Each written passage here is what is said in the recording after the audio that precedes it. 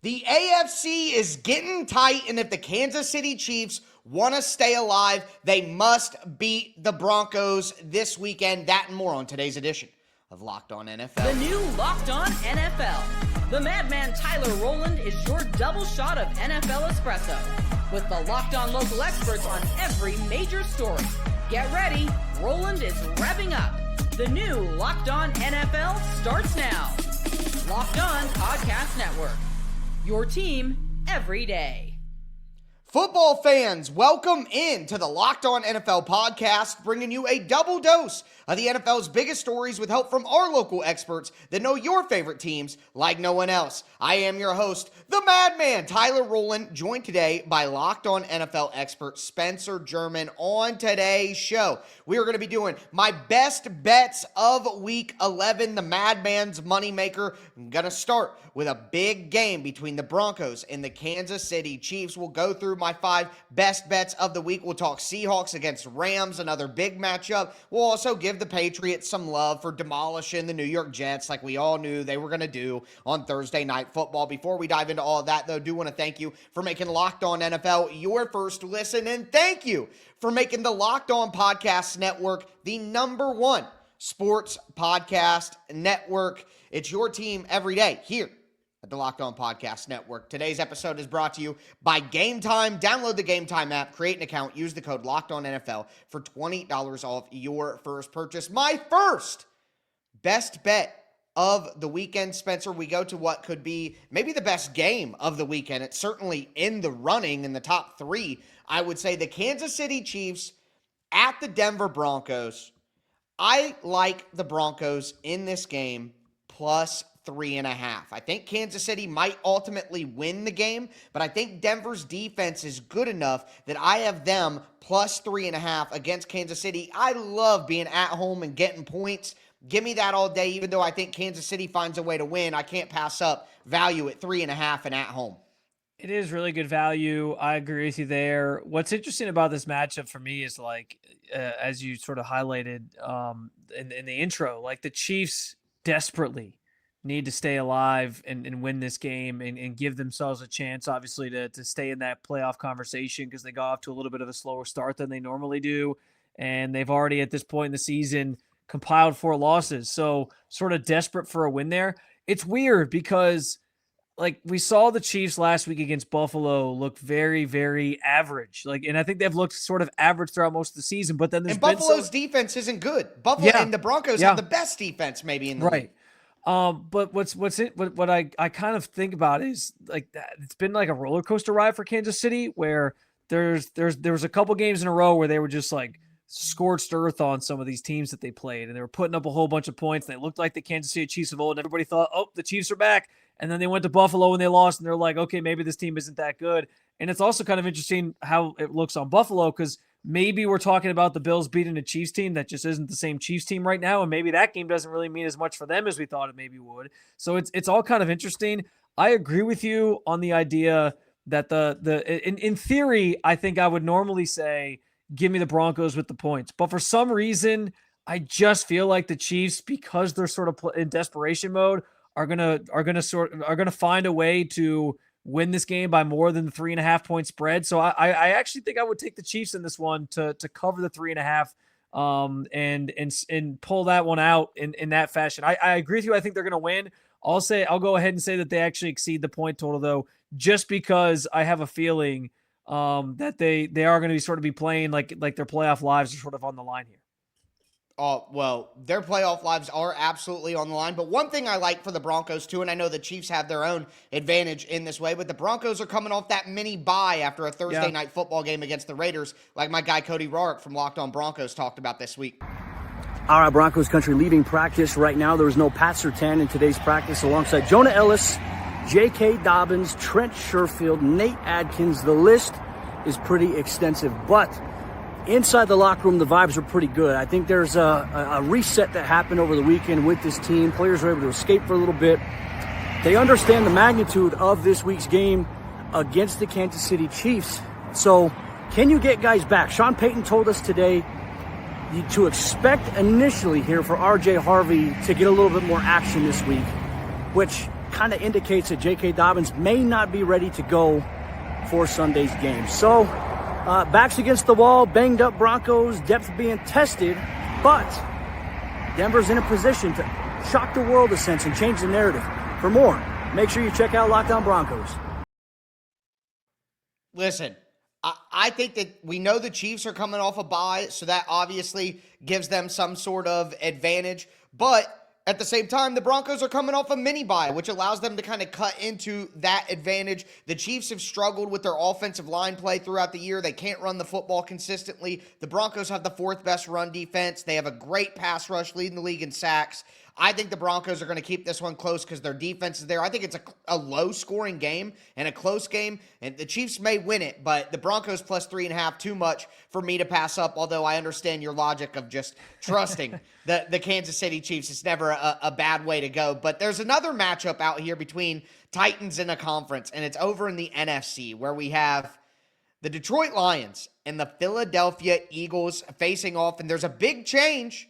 Big change for the Lions here as Dan Campbell takes over the offensive play calling. My guy Matt Derry from Locked On Lions talked about the switch. And Campbell did say after the game that, yes, it's a collaborative effort with John Morton. The two of them decided on Monday, this past Monday, after the Vikings game, to switch it up a little bit.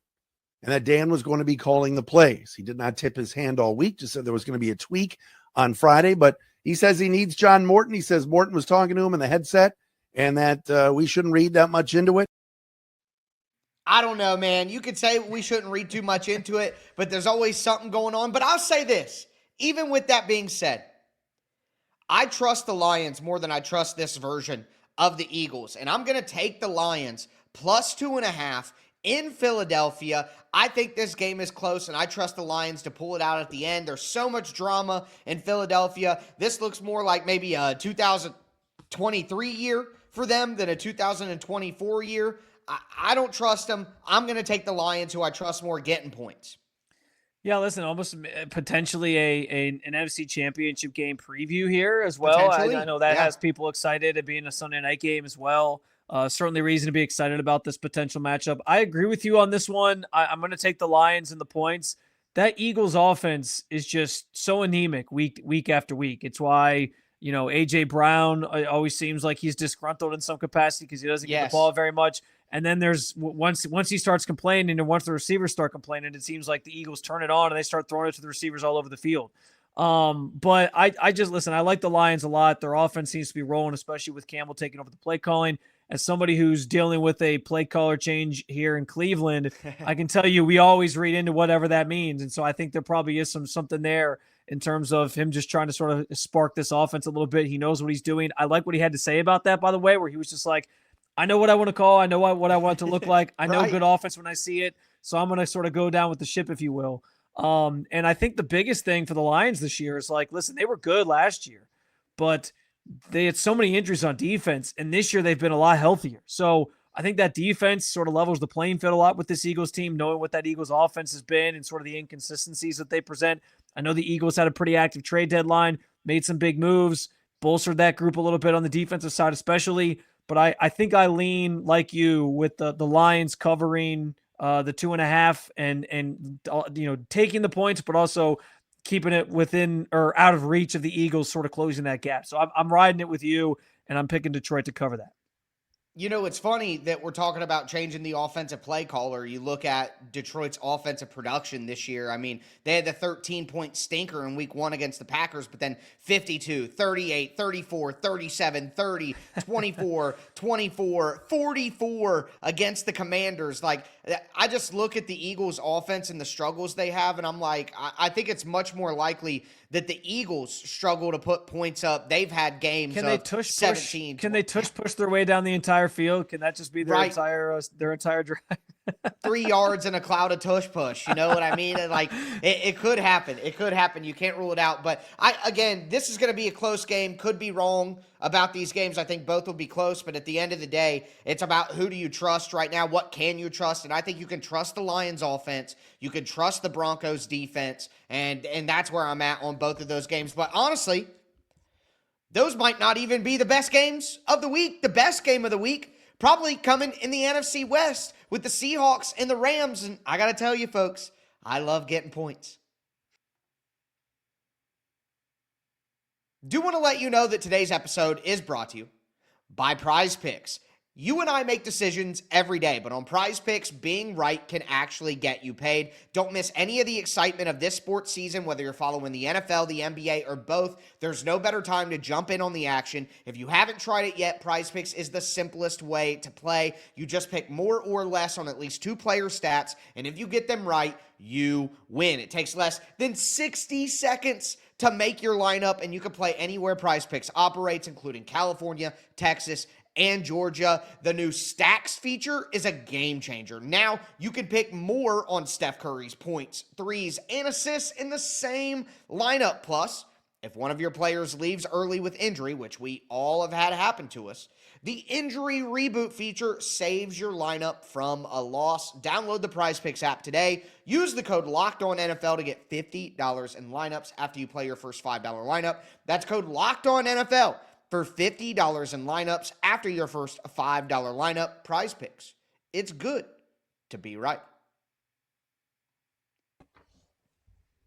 All right, Spencer, let's continue today's edition of Locked On NFL. Thank you for making Locked On NFL your first listen, and thanks again for making the Locked On Podcast Network the #1 sports podcast network. I told you I like the Denver Broncos plus 3.5. I like the Lions plus 2.5. We got to go to the next game here. Might be the best game of the weekend. The Seattle Seahawks at the Los Angeles Rams.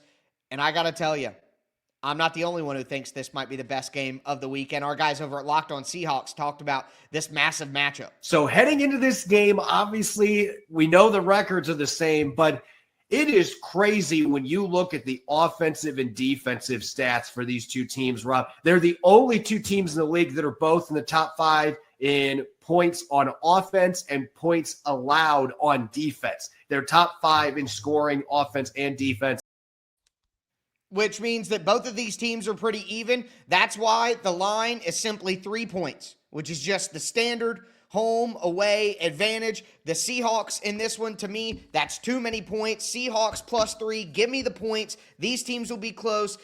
Either team can win. I want the points in this kind of matchup when it's this close. I don't think that Los Angeles is some crazy home field advantage either. So give me the Seahawks and the points. I think that if this was the playoffs, I would take the Rams. But with it being the regular season, I think that the Rams could use this as an information gathering. Sean McVay might be that smart. And I think the Seahawks go all out to win this game, and they do. Yeah, I like where your head's at with this one. Obviously. However. Obviously, I think these two teams, they know each other well as division rivals. They're playing really good football right now. Honestly, like one of the things that pops in mind for me though is just how well Matt Stafford is playing this year. Obviously, in the MVP conversation, the Rams being home, I don't think it's a massive home field advantage either. So I'm with you on that. But it's only 3, right? It's only a 3-point spread, and I feel like this game is going to still be close. But I feel like it's going to be something where it comes down to like maybe a final drive and the Rams are able to score a touchdown to sort of pull themselves away to win by more than that margin. Or maybe it's just a straight up push and they kick a field goal and it's 3 and they sort of like leave the game with it being just kind of what the spread was set at in Vegas. So I kind of feel that way about it. I don't disagree at all that I think it's going to be a close game, but what that last possession kind of comes down to, I think is going to determine whether or not the Rams cover the spread or they don't. So I generally feel good about like getting the points in a matchup like this, but I'm going to say the Rams cover here just for the simple fact that I think maybe they score a touchdown in like a final drive situation and are able to sort of pull away, or maybe they're leading by like 2 points. They get the ball back. They go kick a field goal. It'll be leading by like 5 points. And the Seahawks, maybe, a drive fizzles out, something like that. So that doesn't, just because I'm picking the Rams to cover, it doesn't mean I think it's not going to be a close game. I just think in general, I don't know, just the way I'm envisioning this game sort of coming to an end, I think I like the Rams a little bit better. Well, it never hurts to have the potential MVP in Matthew Stafford leading that final drive whenever you get it, if you get the opportunity. But my guy, Sam Darnold, he wants his respect. He's earning his respect. That's true. And you got to give him credit for some of the plays he's made late in games recently as well. But that'll be a fun game to watch no matter what. Another game that I have my eye on, And look, you go into the standings, it's not quite as exciting as maybe the first 3 games that we talked about, but it's the Minnesota Vikings at 4-5 at home against the 6-3 Chicago Bears. And when I tell you that this one just feels, Spencer, there are games in the NFL when I pick games, when I look at spreads and lines on FanDuel, that I just look at the records and I think about what the records would be after these teams played, what they would look like. And I think to myself, are the Chicago Bears a 7-3 team? And are the Minnesota Vikings a 4-7 team or a 4-6 team? And I think the Bears aren't that good. I've watched the Bears play recently. The Bears aren't a 7-3 football team, and the football gods are going to knock them back down to earth. In Minnesota last week, they lose to Baltimore, but I watched a lot of that game, and I'm telling you, they were playing Lamar Jackson very well on defense. That defense was looking pretty stout. The thing about J.J. McCarthy is he's inconsistent. So sometimes you see these things and blah, blah, blah, and that's exactly what my guy, the brain, Luke Braun, talked about on the crossover episode of this week is you just don't know what you're going to get with the Minnesota Vikings. And that's where I've been at with the Vikings is truly you could get anything. They could go toe-to-toe with the contending Lions, or they can, pee down their legs and embarrass themselves on national TV against the Chargers in back-to-back weeks. Who knows what's going to happen? You could get an amount of false starts not seen since Obama was still a new politician on the scene. Or, you could end up J.J. McCarthy could have a career day and, get 350 yards and 4 touchdowns. Like, who knows? No idea what happens now. I think this is a comeback down-to-earth performance for the Bears. I think we get the good Vikings. I think we get the good J.J. McCarthy. I think they sweep the Bears this year. Give me the Vikings -2.5 at home against the Bears. Boom. The Bears are just so weird. Like, I don't trust it. I don't believe in it. They should have lost to Jackson. If Jackson Dart doesn't get hurt and slam his head on the turf running QB counter for the 8th time, thanks Brian Dable. If that doesn't happen, they are whooping the Bears. They were beating the Bears by double digits before Russell Wilson came in. The Bears aren't a real team. Minnesota's not that good, but those are 2 ugly cousins, and they'll knock each other out. Give me Minnesota. Well, I'll say this. My fantasy team has been the beneficiary of a couple good Caleb Williams games in a row the last couple weeks. He's not been bad. But they're just a weird team. Yep. And as much as J.J. McCarthy's inconsistent, like I have no trust in J.J. McCarthy. And maybe that's part of that might be because the helmet that's sort of positioned behind me here on the shelf, and I just don't trust him. But I also just think, to the point of those who cover the Vikings, like it's just so inconsistent and I don't really know what to expect from him. So it's not that I think he's going to go out and like ball out necessarily, but I also think back to the first time these two teams played and the Vikings looked awful for 3 quarters. And then all of a sudden, like J.J. McCarthy had this great 4th quarter. They score 21 unanswered points and they end up beating the Bears and win that game. And now this game's on the Vikings turf, like home turf, like they're at home for this game. So there's always there's certain teams in the NFL that you just don't trust. I think honestly, 2 of them are the teams that we have the pleasure of talking about on a daily basis, Tyler, the Browns and the Titans. But the Bears are another one who just can't get out of their way. You never trust them. And so I'm with you on this. I would take the Vikings as well. I like your sort of thought process on, are they a 7-3 football team? Yeah. Like what I consider a 7-3 my pseudoscience. Like it feels like a game in theory the Bears should win, but I don't trust them, and I think the Vikings are just kind of they might be an average team, but they're an average team that like they're going to win certain games, and I just like them in this matchup better. So with them being -2.5, I would take the Vikings to cover that as well, especially at home. Because they're more similar teams than what their records say. They are very similar teams, in my opinion, in terms of their talent level and their win ability every single week. But the final game of my 5 here that I want to talk about is the least interesting matchup of them all. But I'm telling you, folks, there's value here. Give me the Miami Dolphins. -2.5 against the Commanders. They are about to play Marcus Mariota and this Washington Commanders team where they're at right now after they just shut down Josh Allen and the Bills. My guy, Kyle Krabs, Locked On Dolphins. But the Miami Dolphins had allowed 32.6 points per game to the Josh Allen Bills. Today, they held them scoreless for 3 quarters, man. And then in the fourth quarter, when the Bills made their run, the Dolphins actually not only matched them, they outscored them in the fourth quarter to just mitigate that push. But back to that point, man, 32.6 a game, scoreless through 3 quarters, held them to 13 today. Wait a minute. That doesn't sound like my guy, Kyle Krabs. I was going to say, unless Kyle Krabs shaved his head, I didn't look like Dolphin Kyle Squad Krabs. show. Check out the Dolphin Squad show there. But regardless, the Dolphins are a better football team right now. They are playing better football right now than they have throughout the season. The offense has been good. The defense has been really good as of late. They're getting a ton of pressure. Bradley Chubb led the NFL in pressures last week. I think this Dolphins defense is going to do a good job. I think this Commanders team is fundamentally broken right now. All the injuries they're dealing with. I think the Dolphins win this one much more than 2.5, much more than 3. I think this is a 6-point win for the Dolphins. Give me the Dolphins -2.5. It's not flashy. It's not a fun game, but I think there's good value here. Yeah, I agree. Listen, this feels like a game where the two teams are just kind of heading in different directions, but they're sort of meeting in the middle with this collision course matchup. Right. And it's interesting because just a couple weeks ago, I saw firsthand the Dolphins at their absolute worst. When they played the Browns a couple weeks back, they looked awful, and I thought they were a team that I thought they were the team that was broken. I thought they were a team that was about to that following Monday fire their head coach and be going through the whole rebuild thing and having those types of conversations. They've stood by Mike McDaniel. Obviously, they made a GM change when they fired Chris Greer, but they sort of rallied around that, it seems. And that win over Buffalo, that was a big one. Now maybe it was a little bit of a letdown game from the Bills, who just were coming off that win over the Chiefs. But they exposed some things with that team. They took advantage of some things with that team. And I agree with you on this. 2.5 such a small spread, it's almost a pick 'em anyway. I think I like the Dolphins to cover that, even if it's by a field goal. I just after that emotional win, I think they'll sort of come in riding a little bit high, feeling pretty good about themselves. And with the situation, obviously in DC with especially the quarterbacks and Jaden Daniels getting hurt and all that, I think that the Commanders are just kind of on a very different track right now. So I'll take the Dolphins as well. And here's the thing that I think is important.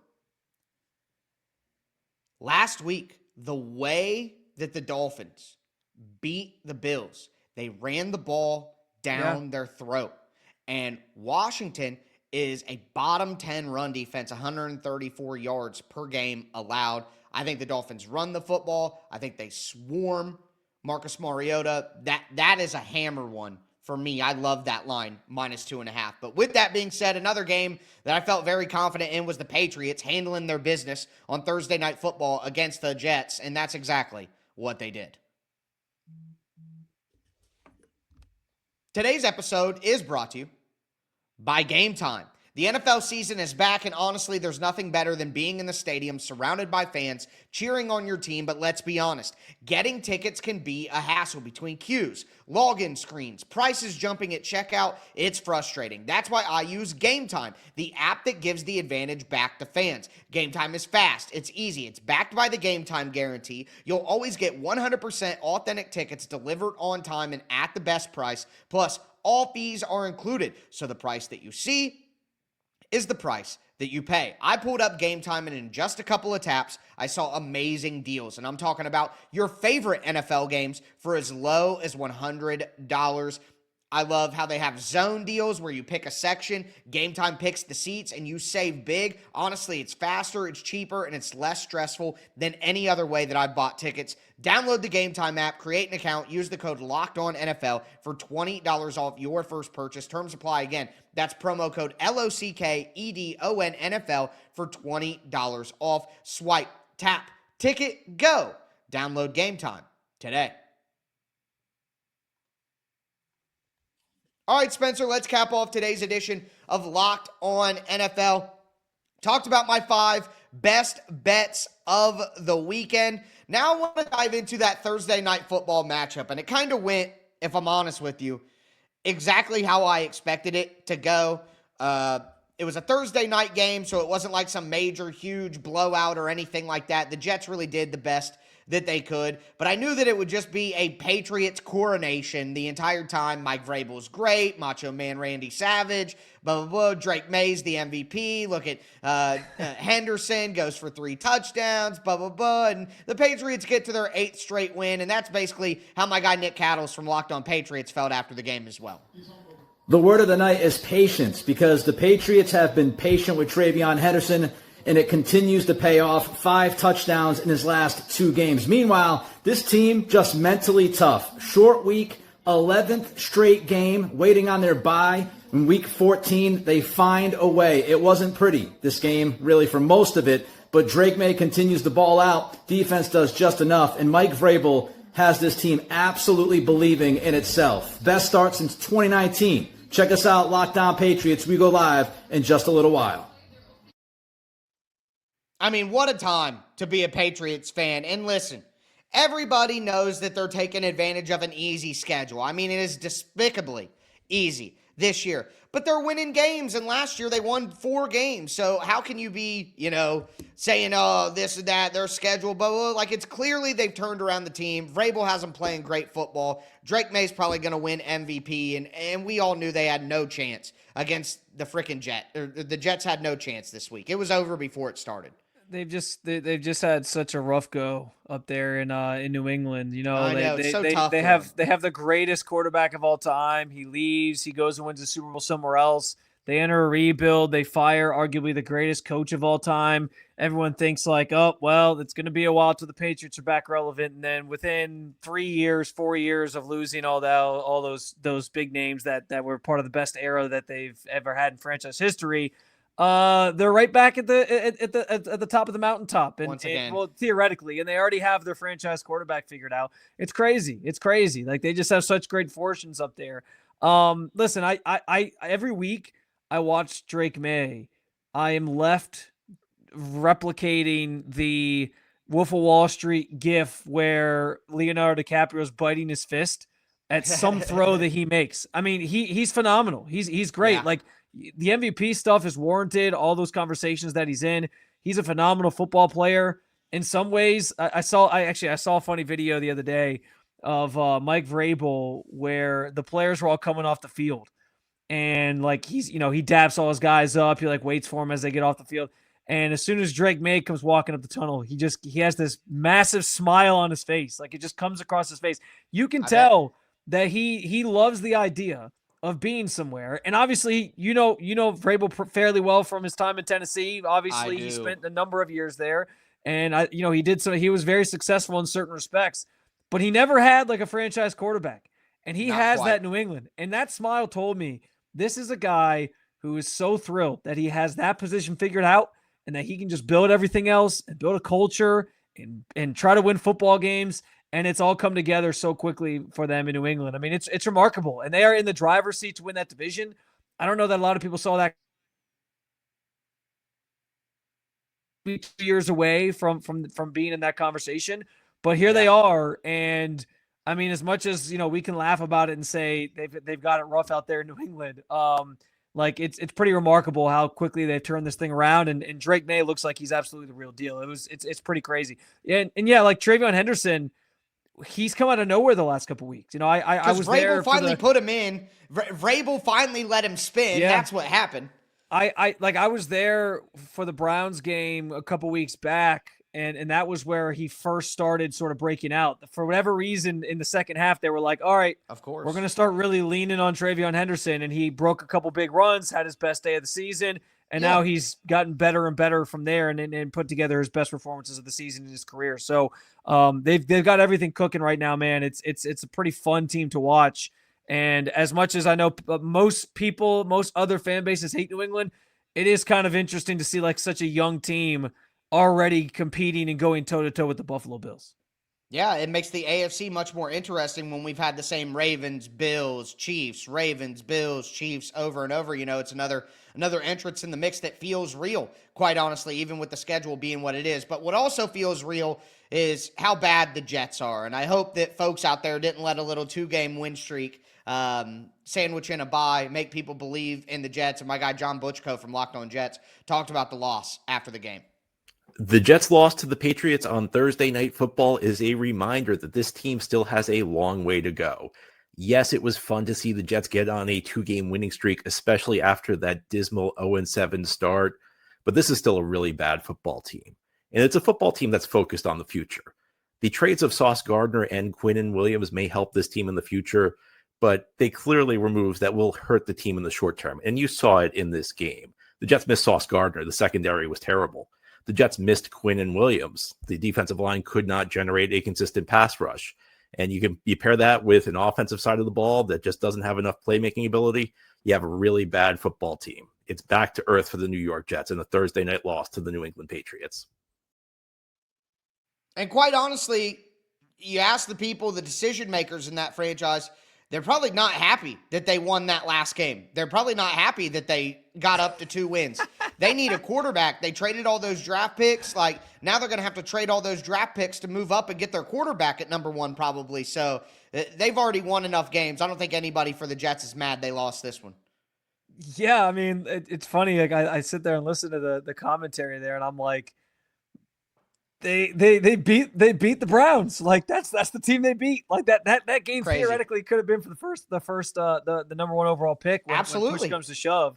We'll see how this obviously shakes out from here. Same could be said about a future matchup between the Browns and the Titans here coming up in early December. That could maybe play. And the Browns and the Saints, right in December. Yeah, it's going to be a race. There's a lot there to unpack, but it's like this Jets team. They honestly put up a better fight in this game tonight on Thursday than they did against the Browns even last Sunday. Yeah. Like their offense could do nothing. That Browns defense is obviously very good. And they certainly signaled to everybody during the trade deadline that they're tanking. They're trying to get draft capital. They should. It's interesting because I've wondered how Jets fans kind of feel about another rebuild, right? Because the trade deadline was kind of this remembrance of the fact that the Jets, those 2 guys were supposed to be key players that they added after finding the quarterback, or they thought they found their quarterback in Sam Darnold at the time, and like that was kind of supposed to be the tail end of a rebuild for them, and now they're doing this all over again. And so it kind of goes to show you that as much as we romanticize the idea of rebuilds and getting draft capital and building through the draft, which is the way you have to build a team, obviously, but as much as we romanticize that, you have to have the right people in power. You have to have the right people in place to make the picks and bring in the right players and build the roster the correct way. The Browns are going through the exact same thing here in Cleveland. Like, they thought they had the right people in place and power. They actually accumulated a lot of really good players, some of them still prominent members of the team, Denzel Ward and Myles Garrett most notably. But the other guys that were here for part of that era that seemed like they were turning things around, they all ended up sort of fizzling out or being traded or not being kept, or the team pivoted in other directions, and they really don't have much to show for it in the end. So it's an interesting spot for the Jets to be in. I agree with you that game against the Browns was probably one that at least fans probably would have preferred that they lost. But I was kind of blown away by how they came out and played amidst all that, the emotions of the trade deadline and all those things. They've played some inspired football, and I thought they did play inspired football on Thursday night against the Patriots as well. But the Patriots are just a better team, and it kind of went how I assumed it was going to go. Yeah, they're not quitting on their coach, it doesn't seem like, even with the trades and being a bad team and everything, and that is at least a feather in Aaron Glenn's cap when there haven't been a lot this year. But with that being said, that's going to do it for today's edition of Locked On NFL. I am your host, the Madman Tyler Rowland, for my co-host Spencer German, as we tell you every episode. Thanks for tuning in, and stay safe out there.